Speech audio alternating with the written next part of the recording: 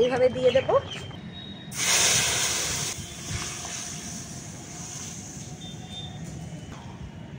ভালো করে একটু মিশিয়ে নেব।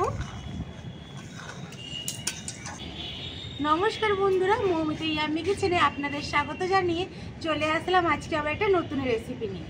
বন্ধুরা, আজকে আমি একটা অসাধারণ রেসিপি বানাবো, যেটা পুরনো দিনের একটা রেসিপি। এখন কিন্তু কেউ বানায়ও না, আর এই রেসিপিটা কেউ সেরকম জানেও না। সেটা হলো ডালগপ্পা। এই ডালগপ্পা রেসিপিটা এটা কিন্তু অনেক আগেকার দিনে এটা আমাদের ঠাকুমারাও বানিয়ে খেত, কারণ তখন অনেক কষ্টের সময় ছিল, যেহেতু সেই জন্য এইরকমভাবে ডালগপ্পা বানিয়ে খেত। তাদের ছেলে মেয়েদেরকে খাইয়েই মানুষ করেছে। কিন্তু এই ডালগপ্পাটা এখনকার আরও অনেক বাচ্চারা কেন অনেক বড়রাও জানে না যে এই জিনিসটা কি। ডালগপ্পাটা শুনে অনেকের হয়তো চেনা মনে হলেও বেশিরভাগ লোকেরই অচেনা একটা রেসিপি। সেই রেসিপিটাই আজকে আমি আপনাদের সাথে শেয়ার করব। একদম পুরনো দিনের একটা রেসিপি। আশা করি আজকের এই রেসিপিটা আপনাদের খুব ভালো লাগবে। আর ভালো লাগলে একটা লাইক করে চ্যানেলটা সাবস্ক্রাইব করে আমার পাশে থাকবে।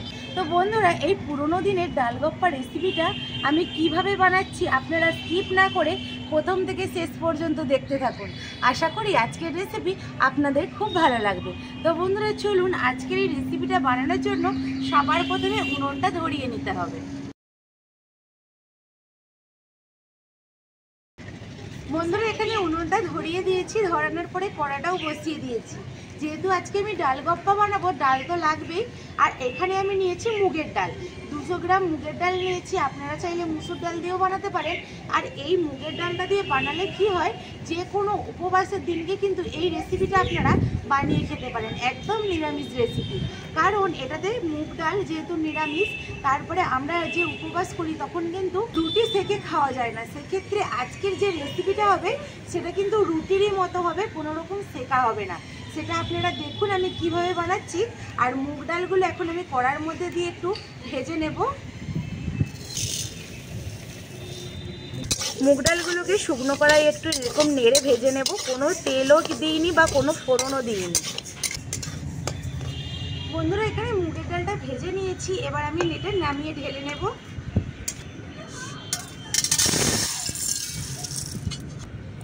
ডালটা ভাজা হয়ে গেছে, এবার ধুয়ে নেব পরিষ্কার করে। তার জন্য জল দিয়ে দিলাম। ডালে জল দিয়ে দিয়েছি। ডালটা যেহেতু গরম তার জন্য একটু থাক। আর ততক্ষণ আমি কড়াটাতে জল দিয়ে জলটা একটু গরম করে নেব, কারণ ডালটা সেদ্ধ হবে।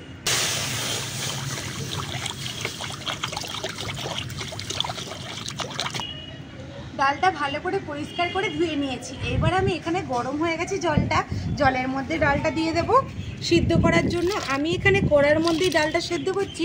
আপনারা চাইলে প্রেসার কুকারেও ডালটা সিদ্ধ করে দিতে পারেন।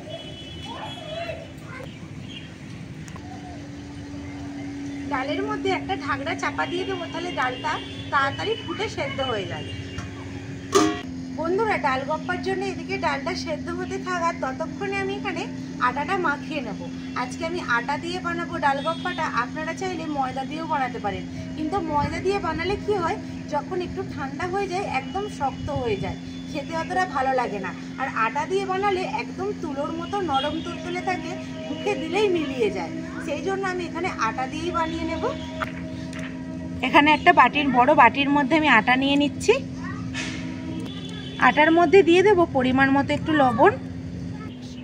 লবণটা ভালো করে আটার সঙ্গে মিশিয়ে নিয়েছি। এইবারে অল্প অল্প করে জল দিয়ে একটা ডো বানিয়ে নেব। খুব বেশি নরম করব না, একটু শক্ত শক্তই ডোটা মাখিয়ে নেব। বন্ধুরা, এদিকে আটাটাও মাখিয়ে আমি চাপা দিয়ে রেখে দিয়েছি। আর এদিকে দেখুন ডালটাও সেদ্ধ হয়ে গেছে। ডালটাও সেদ্ধ হতে বেশি টাইম লাগলো না, কত তাড়াতাড়ি ডালটা সেদ্ধ হয়ে গেল। আর ঠিক এইরকম হয়েছে দেখুন। খুব বেশি কিন্তু গলে গেলে ভালো লাগবে না, ঠিক এইরকম করে ডালটা সেদ্ধ করে নিতে হবে। এখন আমি ডালের মধ্যে একটু জল দিয়ে দেব।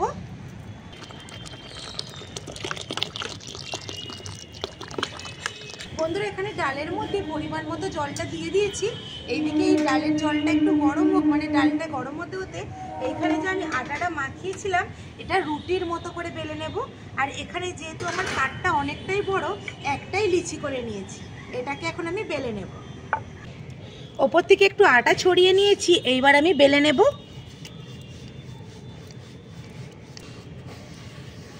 একদম বড় করে একটা রুটি বেলে নেব। যেরকম আমরা বাড়িতে যেরকম পাতলা করে রুটি বেলি ঠিক ওই রকম করেই বেলে নেব। বন্ধুরা দেখুন, ঠিক এই রকম করে আমি রুটিটা বেলে নিয়েছি। বাড়িতে যেরকম বেলে হয় তার থেকে একটু মোটা রেখেছি। এইবার আমি এটাকে কেটে নেব। আমি এখানে পিৎজা কাটা দিয়ে কেটে নিচ্ছি। আপনারা চাইলে এখানে এটাকে ছোট্ট ছোট্ট রুটির মতো, মানে লুচির থেকেও ছোট্ট করে বেলে নিতে পারেন, কিন্তু এরকমভাবে কেটে কেটে করলে এটা আরও বেশি সুন্দর লাগে, যেমন দেখতে সেরকম খেতেও ভালো লাগে।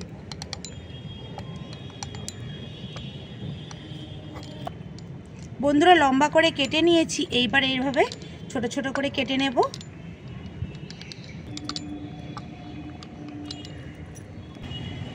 বন্ধুরা এখানে দেখুন সবগুলো কাটা হয়ে গেছে, আর ঠিক এইরকম ছোট ছোট করে কেটে নিয়েছি। এইবার এইগুলো এইভাবে তুলে নেব। কত সহজেও কাটার পরে উঠে আসছে, কেউ কিন্তু কারো গায়ে জড়িয়ে যাচ্ছে না। এখান থেকে নিয়ে নিয়ে এখানে দেখুন ডাল ফুটে গেছে, একদম ডালের মধ্যে দিয়ে দেব। এইভাবে দিয়ে দেব। সব রুটিগুলো ডালের মধ্যে দিয়ে দিয়েছি। এখন এইভাবে একটু নেড়ে নেব, আর এটা ডালের মধ্যেই রুটিটা সেদ্ধ হবে। দেখুন একটা কত সুন্দর একটা আগেকার দিনের জনপ্রিয় খাবার, আজকে রেসিপিটা আপনাদের সাথে শেয়ার করছি। কত সহজেই বানানো হয়ে যায়, কোনো রকম কোনো কিছু ঝামেলা ছাড়াই এইরকম এত সুন্দর একটা রেসিপি আমি আপনাদের সাথে শেয়ার করলাম। বন্ধুরা আপনারা কিন্তু বাড়িতে একবার এইরকমভাবে রেসিপিটা বানিয়ে দেখবেন। বন্ধুরা এখানে কিন্তু এখন আমার কমপ্লিট হয়ে যায়নি, এর আরেকটু বাকি আছে। এটা যখন সেদ্ধ হয়ে যাবে রুটিটা, তখন নামিয়ে আবার এটাকে সম্ভুরতে হবে। তাই আপনারা দেখতে থাকুন কিভাবে বাকিটা বানায়। রুটিগুলো সেদ্ধ হয়ে গেছে, এবার নামিয়ে নেব।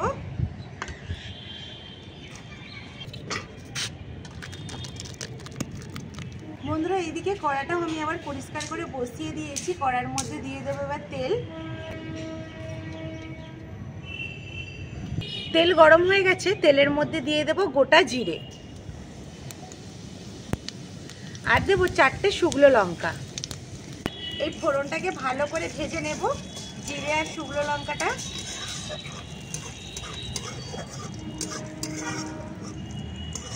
বন্ধুরা এখানে দেখুন জিরে আর শুকনো লঙ্কাটা খুব ভালো করে ভেজে নিয়েছি। এবার সেদ্ধ করে রাখা ডাল আর রুটিটা এখন কড়ার মধ্যে দিয়ে দেব।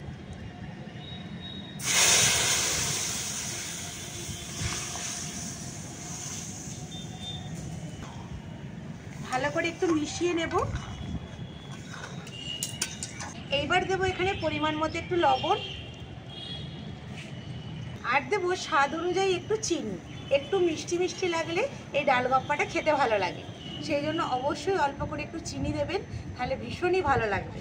সব কিছু দিয়ে দিয়েছি, এবার ভালো করে এটাকে একটু ফুটিয়ে নেব। বন্ধুরা এখানে আমার ডালগপ্পা একদম রেডি হয়ে গেছে। দেখুন খুব বেশি কিন্তু এটা ঘন হবে না, আর খুব বেশি পাতলা হবে না, ঠিক এইরকমভাবে বানিয়ে নিতে হবে। আর দেখুন রুটিগুলো না কত সুন্দরভাবে সেদ্ধ হয়েছে। এইরকম রেসিপি যাকে একবার দেবেন তারা কিন্তু বারবার খেতে চাইবে। এবার এটাকে নামিয়ে নেব।